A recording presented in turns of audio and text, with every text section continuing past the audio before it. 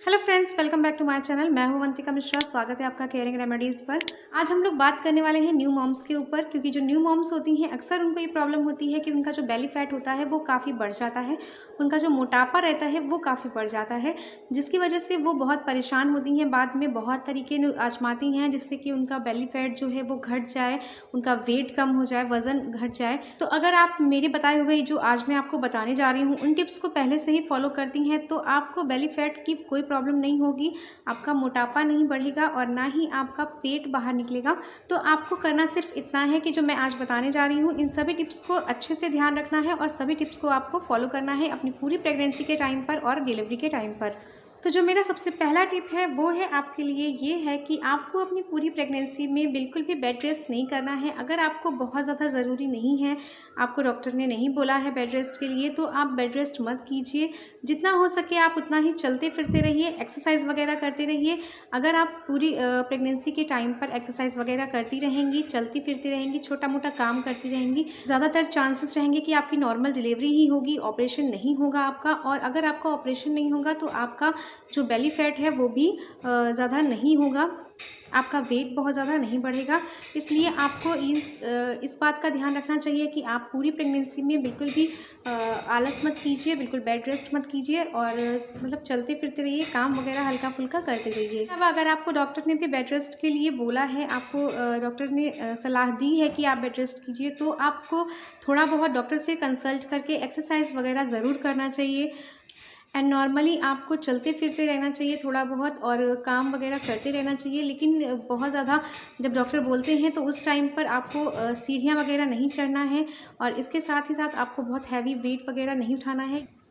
इसके अलावा जो मेरा सेकंड टिप है आपके लिए वो ये है कि आपको अपनी पूरी प्रेगनेंसी में बहुत ही ज़्यादा हेल्दी डाइट लेने की ज़रूरत है।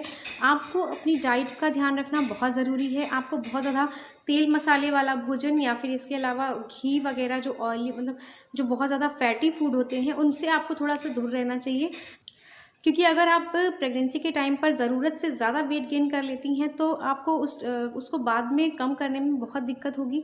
तो इसलिए आप कोशिश यही कीजिए कि आप जो भी डाइट ले रही हैं वो हेल्दी होनी चाहिए, उसमें बहुत सारे न्यूट्रिएंट होने चाहिए, लेकिन आपको फैटी फूड वगैरह जो होते हैं, बाहर का जो खाना रहता है, बहुत ऑयली जो भोजन रहता है, उससे थोड़ा सा दूर रहना चाहिए। और साथ ही ऐसी चीज़ों से दूर रहना चाहिए जो कि आपके वज़न को बहुत ज़्यादा बढ़ा देती हैं, जैसे कि मक्खन हो गया, घी हो गया। आप इसको लीजिए लेकिन थोड़ा-सा कम मात्रा में लीजिए, आप इसका क्वांटिटी का ध्यान रखिए। अगर आप ज़्यादा लेंगी तो ये आपके वेट के लिए बहुत ज़्यादा नुकसानदायक है, आपका वेट बहुत ज़्यादा बढ़ सकता है इससे। नेक्स्ट जो मेरा आपके लिए टिप है, थर्ड टिप, वो ये है कि आपको अपनी डिलीवरी के टाइम पर और डिलीवरी के बाद उस टाइम पर आपको जो पानी पीना है वो हमेशा गुनगुना पानी ही पीना है। कभी भी आपको फ्रिज का ठंडा पानी नहीं पीना चाहिए। डिलीवरी के तुरंत बाद से आपको 40 दिन तक तो बिल्कुल भी ठंडा पानी अवॉइड करना चाहिए और डिलीवरी के पहले भी आप अगर हो सके तो आप नॉर्मल वाटर पी लीजिए या फिर इसके अलावा आप हल्का ठंडा पानी पीजिए, लेकिन आपको गुनगुना पानी या हल्का ठंडा ही पानी पीना है। अगर आप हो सके तो उस पानी में थोड़ा-सा अजवाइन और मेथी वगैरह डाल करके और रख सकती हैं। अगर आप अजवाइन का पानी पीती हैं डिलीवरी के बाद से 40 दिन तक या सवा महीना तक, तो उसके बाद आपको पेट निकलने की जो प्रॉब्लम होती है, वेट बहुत ज़्यादा बढ़ने की जो दिक्कत होती है, वो बिल्कुल भी नहीं होगी। इसके साथ ही साथ आपका जो पेट वगैरह में दर्द रहता है वो भी नहीं होगा, वो भी नॉर्मल रहेगा। तो आपको अजवाइन का पानी बहुत ज़्यादा फ़ायदा करेगा और ये आपको हमेशा याद रखना है कि आपको डिलीवरी के बाद अजवाइन का ही पानी पीना है और हल्का गुनगुना पानी ही पीना है।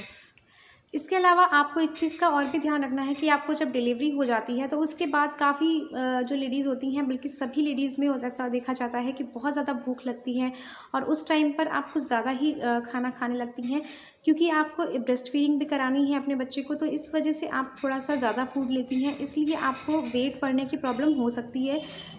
तो इस टाइम पर भी आपको ये ध्यान रखने की ज़रूरत है कि आप जो भोजन कर रही हैं वो ऐसा कीजिए जिससे कि आपकी जो ब्रेस्ट फीड है, आपको जो बच्चे को ब्रेस्ट फीड कराना है उसमें आपको मिल्क जो है आपका वो बढ़े और साथ ही साथ आपका जो वेट है वो ना बढ़ने पाए। आपको जो हेल्दी फूड है वही लेना चाहिए और इसके अलावा आपको बहुत ज़्यादा तेल वगैरह, घी वगैरह का इस्तेमाल नहीं करना है।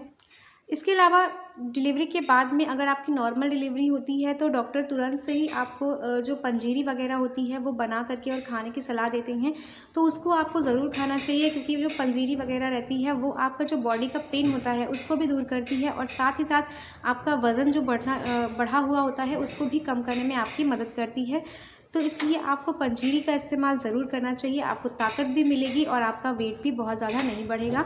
आपकी बॉडी में मिल्क का जो प्रोडक्शन है वो भी अच्छा रहेगा।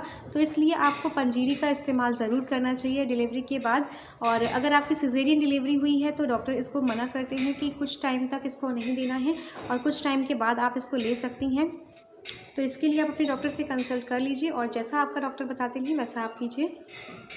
इसके अलावा जो नेक्स्ट टिप है वो ये है आपके लिए कि आपको डिलीवरी के बाद में सिज़ेरियन होती है अगर आपकी डिलीवरी, तो आपको डॉक्टर के द्वारा एक बेल्ट दी जाती है, उसको आपको ज़रूर यूज़ करना चाहिए, ज़रूर बांधना चाहिए।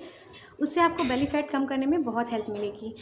तो अगर आपको वीडियो अच्छा लगा हो तो लाइक कीजिए, सब्सक्राइब कीजिए चैनल को एंड कमेंट करके मुझे ज़रूर बताइएगा कि मेरे वीडियो आपको कैसे लगते हैं। मिलते हैं नेक्स्ट वीडियो में, तब तक के लिए बाय बाय, टेक केयर, स्वस्थ रहिए, मस्त रहिए।